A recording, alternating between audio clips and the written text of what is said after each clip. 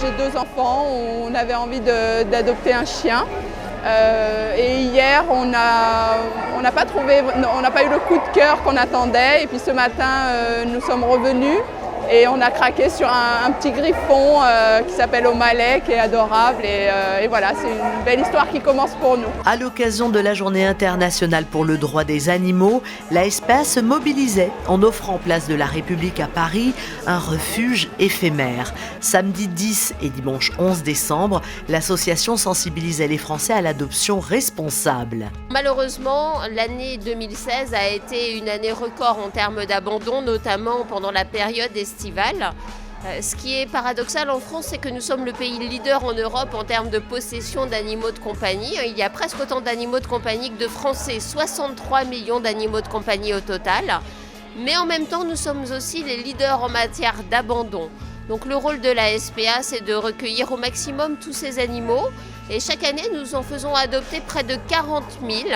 Voilà, ce sont 40 000 vies sauvées, 40 000 nouveaux départs. La Société protectrice des animaux est la première association de protection animale créée en France en 1845 et reconnue d'utilité publique en 1860. L'abandon est au cœur de ses missions, mais la réalité du terrain évolue sans cesse. Alors la SPA s'adapte pour porter secours à l'espèce animale avec entre autres la cellule antitrafic, la CAT.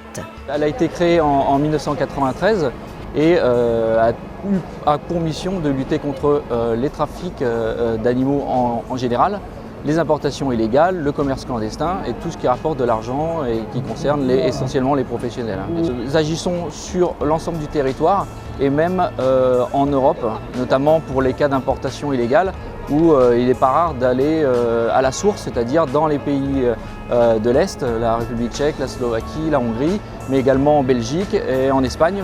Nous allons dans ces pays pour voir comment se passe l'élevage sur place et comment se passe le circuit en général d'importation illégale.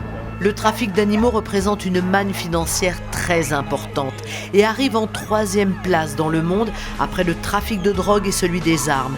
Il faut donc vous méfier, entre autres d'Internet, d'Instagram ou des groupes Facebook. Voici donc quelques conseils. Il faut vraiment s'assurer que l'animal est légal, c'est-à-dire qu'il a ses documents. Il faut aussi vérifier les conditions de détention des reproducteurs. Ça c'est important parce qu'on oublie souvent les femelles qui sont détenues dans des cages ou dans des petits enclos et qu'on ne voit pas, parce qu'on vous présente toujours le chiot. Donc il faut demander à voir les reproducteurs pour voir un peu l'état sanitaire et déjà si les reproducteurs sont présents. Parce que beaucoup de gens achètent des chiens, par exemple à l'étranger, pour les revendre en France. Et là, vous n'avez pas les reproducteurs ne sont pas présents et on peut déjà se rendre compte s'il y a quelque chose derrière. En quelques mots, privilégiez l'adoption. Et les bonnes raisons ne manquent pas. L'adoption coûte très peu cher, vous connaissez l'état de santé de l'animal, il est vacciné, pucé, stérilisé, éduqué, et vous n'avez que l'embarras du choix. Alors, pour ne pas participer au trafic animal, adoptez dans un refuge. C'est un acte d'amour qui offre une seconde vie à l'animal. Mais prenez bien conscience qu'adopter vous engage. On craque tous sur des chiens, ils sont adorables, on a tous envie d'un animal de compagnie. La question c'est est-ce que notre vie va avec? Est-ce qu'on va pouvoir lui offrir le confort, la tendresse nécessaire pour qu'il ait lui une belle vie et que nous, ce ne soit pas trop compliqué pour que du coup ce soit une contrainte et qu'on le regrette, qu'on regrette notre choix. Donc voilà, se poser vraiment les bonnes questions. Sa vie à lui ou à elle et notre vie à nous. Est-ce que cet animal va bien dans notre vie? Sachez enfin que si votre vie ne vous permet pas d'avoir un compagnon, il existe de nombreuses façons d'être au contact de l'animal et de l'aimer. Nous faisons des actions de sensibilisation dans les écoles, dans nos maisons SPA qui sont installées aussi au cœur des centres-villes. Nous recevons des groupes d'enfants pour leur expliquer ce qu'est un animal, comment on le respecte.